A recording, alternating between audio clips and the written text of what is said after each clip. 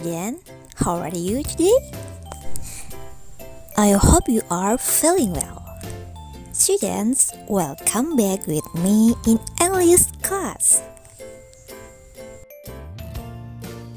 Student, pernahkah kalian membaca tentang biografi seseorang atau mungkin biografi tentang seorang tokoh pahlawan? Salah satu contohnya yaitu biografi tentang B.J. Habibie atau mungkin biografi tentang Gus Dur. Tentunya banyak hal-hal yang bisa kita peroleh ketika membaca riwayat hidup atau biografi dari tokoh tersebut. Nah, ini ada hubungannya dengan materi kita kali ini, yakni tentang recount text about biography. Biografi ini termasuk ke dalam recount text. Kenapa? Karena biografi menceritakan kejadian di masa lampau atau event on the past. Well, student, what is definition of biography actually? Yaps, apa sih pengertian atau definisi dari biografi tersendiri? Biography, it is a detailed description about person's life and written by someone else. It is a non-fiction text. Jadi biografi itu adalah deskripsi secara detail tentang kehidupan seseorang dan ditulis oleh orang lain. Dan ini merupakan contoh teks non-fiksi. Contohnya kita ambil biografi tentang Gus Dur. Nah, di dalam biografi di situ dijelaskan tentang riwayat hidup atau cerita kehidupan seorang Gus Dur secara detail. Dan yang harus diingat, pada biografi ini ditulis oleh orang lain, bukan oleh dirinya sendiri, dan merupakan non-fiksi, yakni benar-benar cerita nyata, bukan cerita yang hanya dibuat atau sebuah karangan belaka. Well, student, kita lanjut pada functions of biography. Fungsi dari biografi itu sendiri yakni to give informations about someone's life, so we can get inspiration from his or her life story, then educate the people.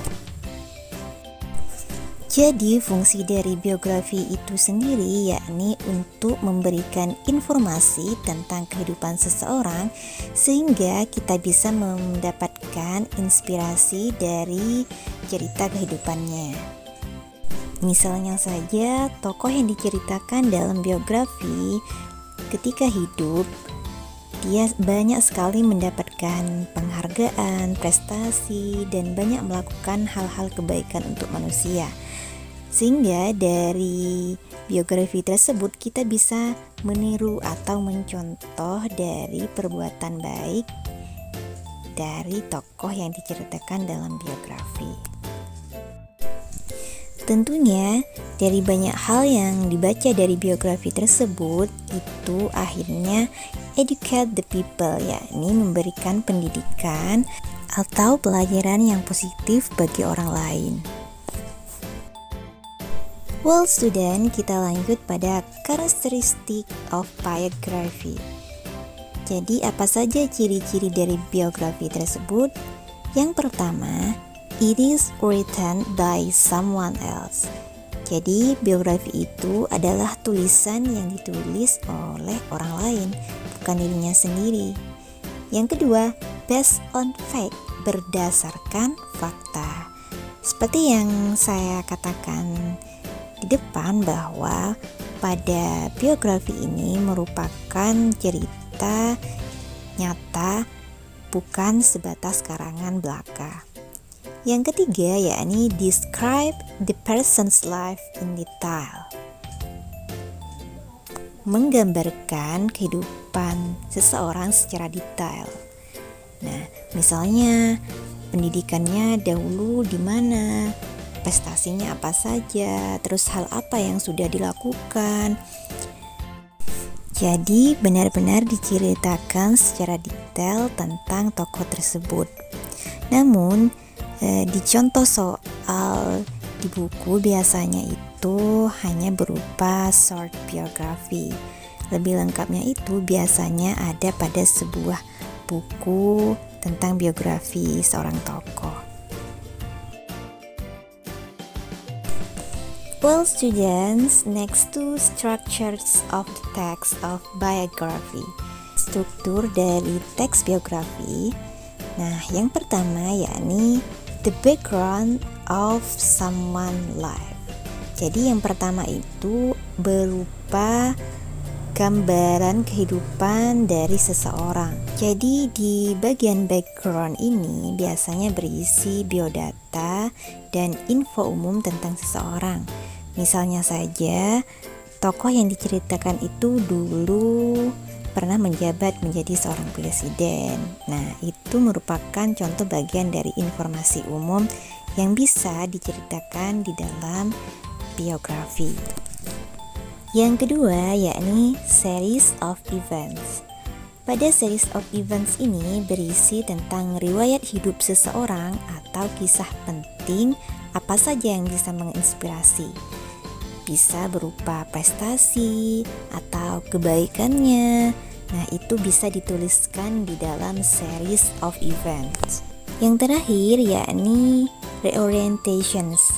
Pada reorientation ini berisi tentang the writer's conclusion or comment and the subject achievement. Pada bagian reorientation ini berisi tentang kesimpulan atau komen penulis tentang tokoh yang ditulis dalam biografi.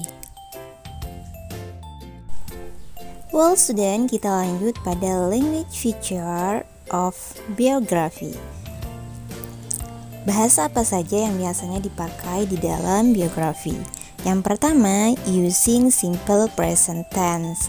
Yaps, pasti di dalam biografi ini menggunakan simple present tense karena menceritakan event on the past.